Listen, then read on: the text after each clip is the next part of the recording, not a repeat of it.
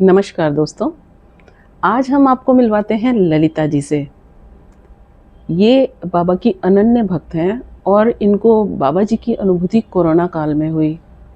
बाबा जी ने इन्हें स्वप्न में दर्शन दिए और उसके साथ इनको अनेकों दिव्य अनुभव भी हुए, जिससे इनका जीवन ही बदल गया।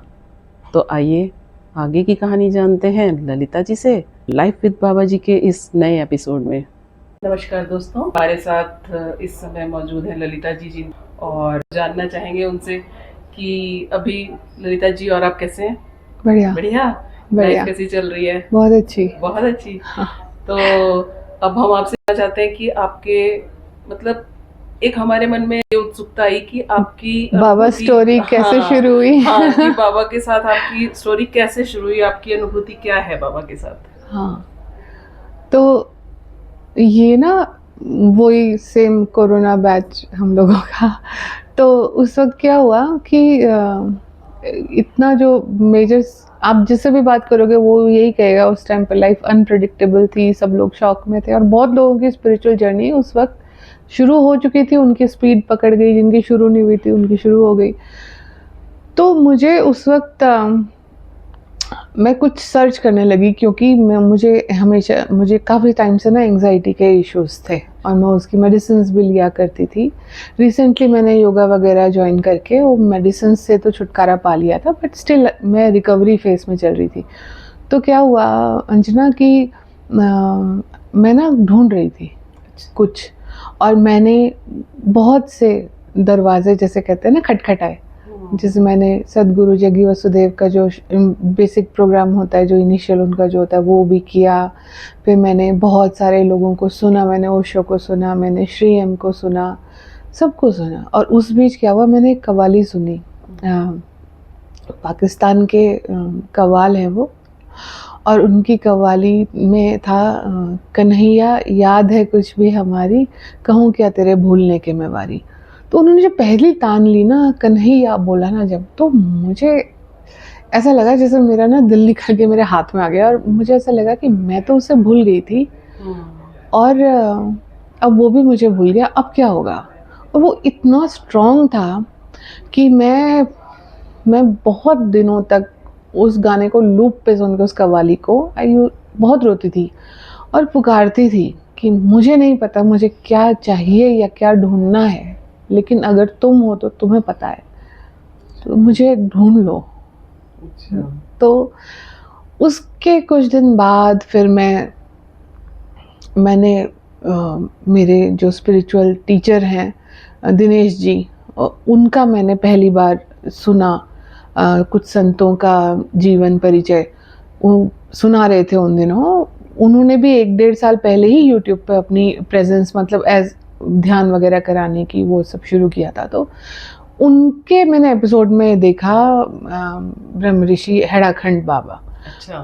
तो मैंने कहा अरे इनके मंदिर में तो हम गए थे शादी के तुरंत बाद, जब मैं रानीखेत आई थी, क्योंकि मैं पहाड़ी हूँ। अच्छा, तो हम दोनों हस्बैंड वाइफ गए थे रानीखेत जब आए थे। तो मैं कहा अरे ये तो वही वाले बाबा जी हैं। और मैंने फिर सुना, तो उन्होंने कहा कि इनके वीडियोस अभी अवेलेबल हैं। तो मैंने फिर यूट्यूब पे सर्च किया तो मुझे बाबा दिखे, और जब बाबा को मैंने फर्स्ट टाइम देखा तो मुझे ऐसा लगा कि यही है वो, मतलब एक इंस्टेंट पहचानना जिसे कहते हैं रिकग्निशन, वो था।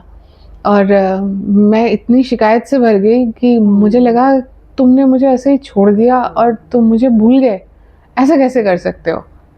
और वहाँ से फिर मेरी स्टोरी जो है बाबा के साथ शुरू हुई।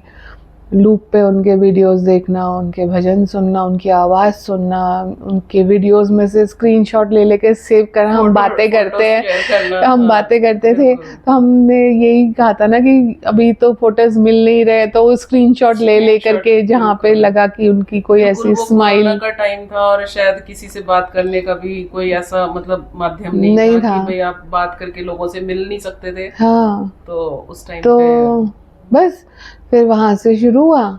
फिर एक दिन बाबा सपने में आए। अच्छा। हाँ, बाबा सपने में आए, बाबा बीच में थे और आजू बाजू में उनके 2 संत और थे।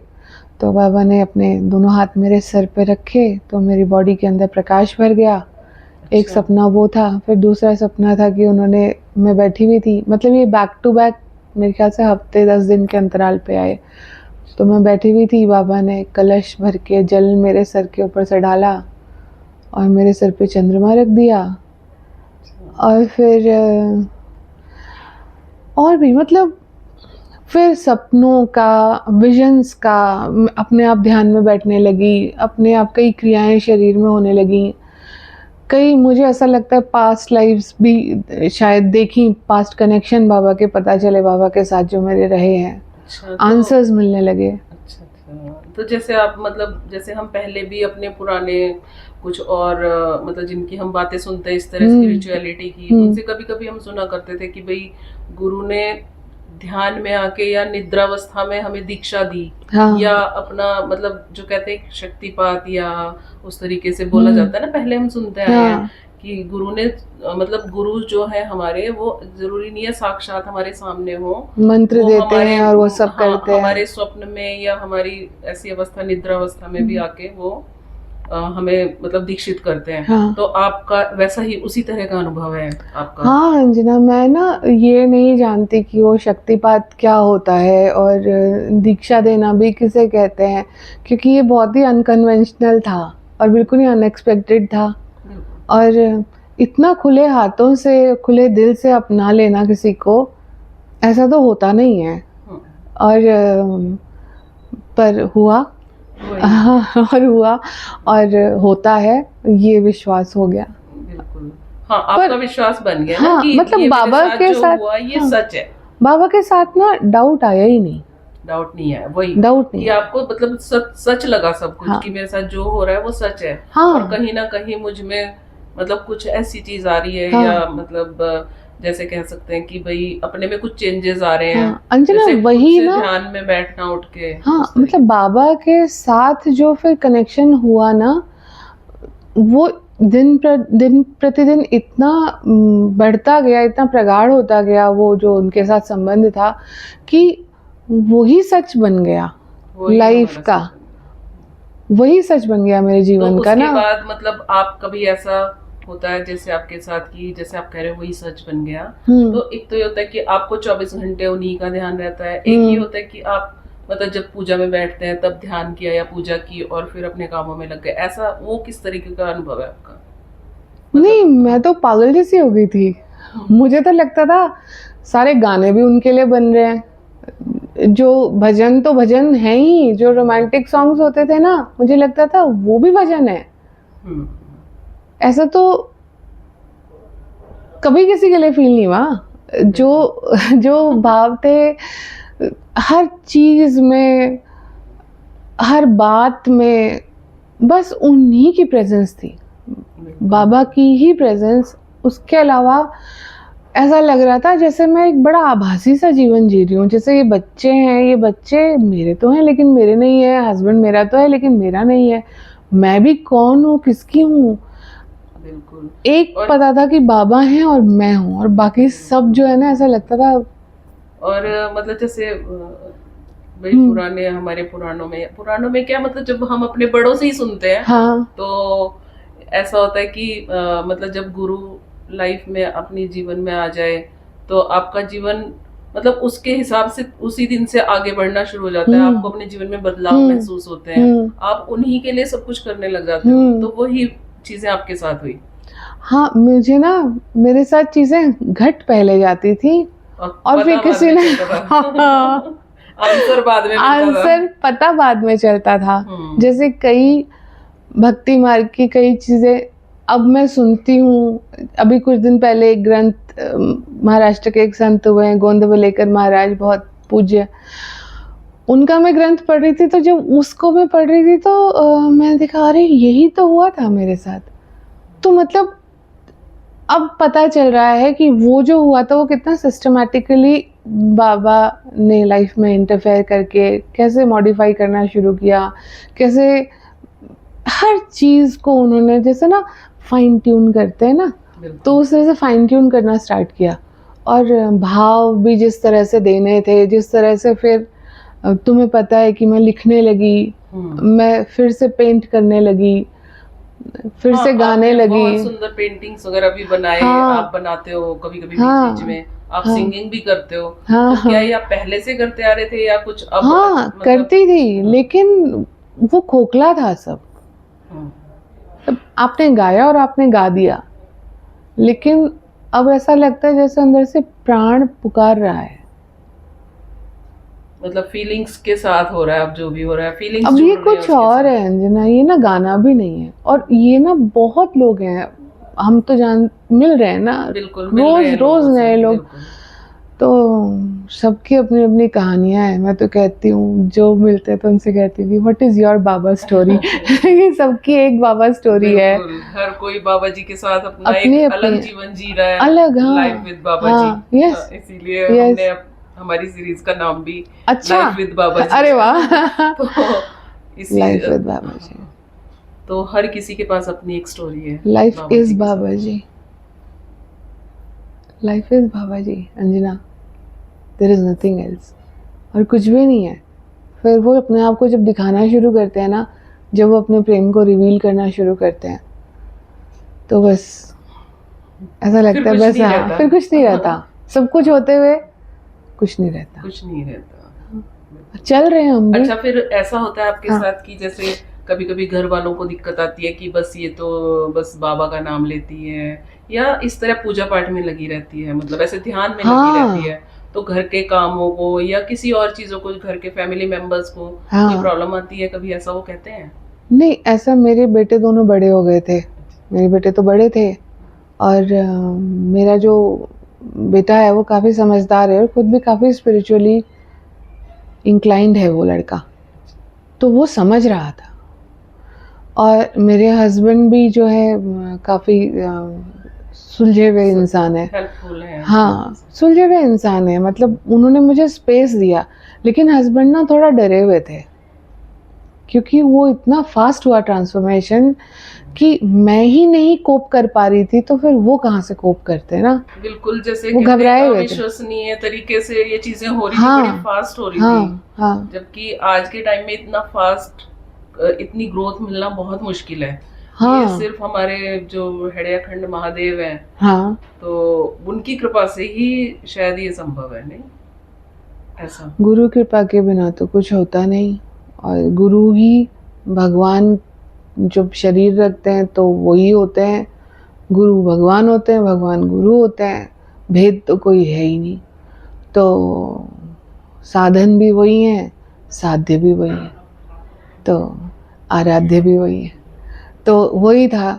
लेकिन मैं बड़ी अनकन्वेंशनल सी भक्त हूँ बाबा की। कुछ नहीं आता मुझे, बस बाबा ने अपना लिया है, ये सबसे बड़ी बात है। बस वही है। अगर आपके अंदर ये कॉन्फिडेंस है कि बाबा ने मुझे अपना लिया, हाँ और तो इसके बाद मुझे नहीं लगता कि किसी इंसान को कुछ और चाहिए, नहीं ऐसा मतलब। बिल्कुल। क्योंकि ज्यादातर सब इसी के लिए भक्ति करते हैं कि हाँ हमें भगवान, या हम भगवान को अपना ले और भगवान हमें अपना ले, हम उनसे उनके हो जाए मन से और वो हमें अपना बना ले। हाँ अंजना, कभी ना सोचा भी नहीं। मतलब ये बुद्धि जो है, ये जो प्रेरणा, जो उनसे क्या मांगना है या कैसे उनसे प्रेम करना है या क्या सोचना है, मतलब कुछ भी मेरा किया है ही नहीं। मेरा किया, मेरा सोचा, मेरा लिखा, कुछ है ही नहीं। ये ना ऑटो मोड में लाइफ जैसे चल रही है और अपने आप सब कुछ होता जा रहा है और मुझे तो पता भी नहीं। मैं पहले भी आपको बहुत बार बोल चुकी हूँ कि मैं तो कुछ पढ़ा भी नहीं, मुझे कोई आरती नहीं आती, अभी तक नहीं आती है, और कुछ भी नहीं आता है। मैं इस बात का कोई मतलब, मुझे बोलते हुए शर्मिंदगी भी होती है कि नहीं आता है, लेकिन हाँ जो सच है सच है। मतलब नहीं आता तो नहीं आता, लेकिन तो जिसको भी नहीं आता ना जना, मैं उसको ये कहना चाहती हूँ कि वो आपकी आरती दिया उसके लिए वेट नहीं कर रहे हैं। उनको जो चाहिए वो कुछ और ही है, और वो हम सबके पास है। बिल्कुल। तो ललिता, हम आपसे चाहेंगे कि आप कोई एक अनुभव बाबा जी के साथ हमें, हमारे साथ और साझा करें, हमारे दर्शक और बच्चे, युवा वर्ग, या जो भी घर में बैठी गृहिणियां जो भी इसको देख रहे हैं हमारे पॉडकास्ट को, हाँ ताकि उनके लिए एक ऐसा संदेश हो, उनके अंदर भी इस तरह की विश्वास और भावना जागृत हो कि सबके साथ ये हो सकता है कि बाबा हाँ सबके साथ हैं, हाँ ऐसा कुछ कोई अनुभव आप शेयर करना चाहेंगे? हाँ अ, बाबा की मुझे बहुत प्रत्यक्ष अनुभूतियाँ भी हुई हैं और सिर्फ मुझे ही नहीं बहुतों को होती हैं। और बाबा सिर्फ एक फॉर्म में बाबा नहीं है, बहुत फॉर्म्स में है वो।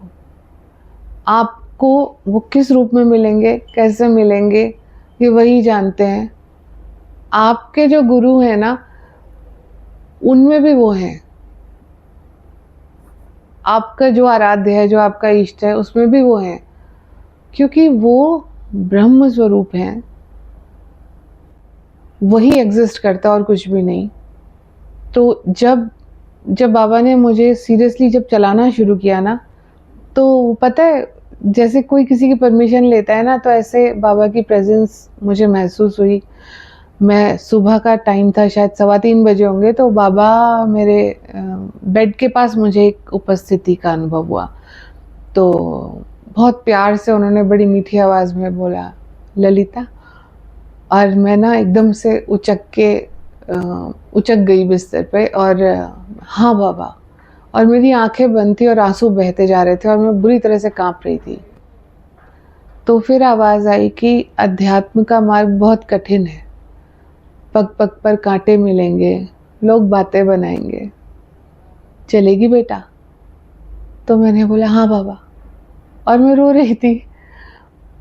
फिर मैं उठी, मैंने ध्यान किया, नहा धो करके बैठी थी, ध्यान किया। तो फिर मेरे उसी दिन की बात है, किसी और दिन की बात है, कान में बहुत ज़ोर से आवाज़ आई, बम। ऐसे जैसे प्राण फूंक दिया उन्होंने मेरे अंदर।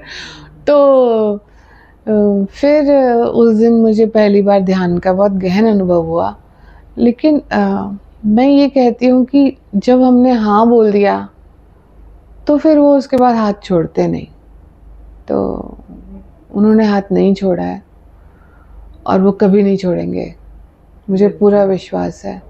बिल्कुल ललिता, बहुत सुंदर आपका अनुभव भी बाबा के साथ, बिल्कुल लाइव प्रत्यक्ष जो आपने जिस तरीके से और संदेश भी लोगों के लिए, हमारे देखने वालों के लिए, दर्शकों के लिए, कि हम अपने आप को कभी, मतलब हम कुछ भी कर सकते हैं देखा जाए तो, या हमारे साथ कुछ भी हो सकता है अगर बाबा चाहें तो, है ना? बाबा जी हमें कहीं तक भी ले जा सकते हैं। वो हमसे इतना प्यार करते हैं, हम समझ नहीं पाते, हमें पता नहीं होता। पता है वहाँ पर ना कोई वो नहीं है, जिसे कहते हैं ना क्वालिफिकेशन, कि आप एक मिनिमम क्वालिफिकेशन चाहिए होती है ना किसी मार्ग पे चलने के लिए, किसी क्लास में एडमिशन लेने के लिए, कि आपने एक लेवल पढ़ लिया, 10वीं कर ली, तो ही आप 12वीं कर सकते हो, फिर कॉलेज में या किसी एंट्रेंस एग्ज़ाम में क्वालिफिकेशन चाहिए होता है।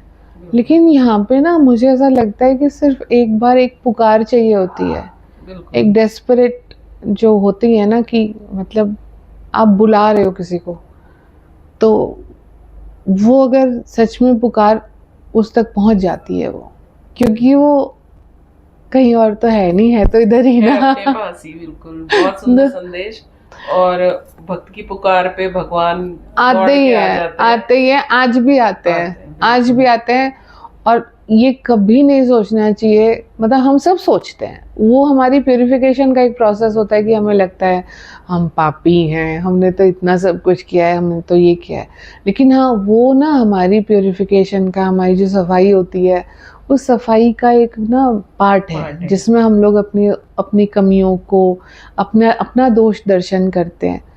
तो जो सचमुच अपना दोष दर्शन करता है ना, सिर्फ कहने के लिए नहीं, सचमुच अपनी गलतियों का एहसास करके उन पे पछताता है, अपना दोष दर्शन करता है, अपनी कमियों को देखता है ना, वो धीरे धीरे ना उसका ना शुद्धिकरण होता जाता है। हम सब प्रोसेस में हैं फ्रेंड्स, हम सभी चल रहे हैं अभी, लेकिन जो चलाने वाला है ना, वो सर्वसमर्थ है। तो आपके लिए आपके बाबा कोई भी हो सकते हैं, मेरे लिए मेरे बाबा हेड़ाखंड वाले बाबा हैं।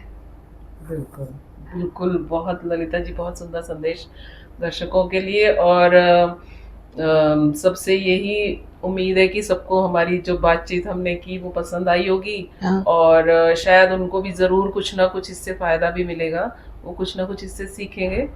और नहीं, और हाँ, एक बात और मैं यहाँ पे अंजना कहना चाहती हूँ, एक बार प्लीज हैड़ा खान आके जरूर देखिएगा, बिल्कुल यहाँ कुछ अलग है।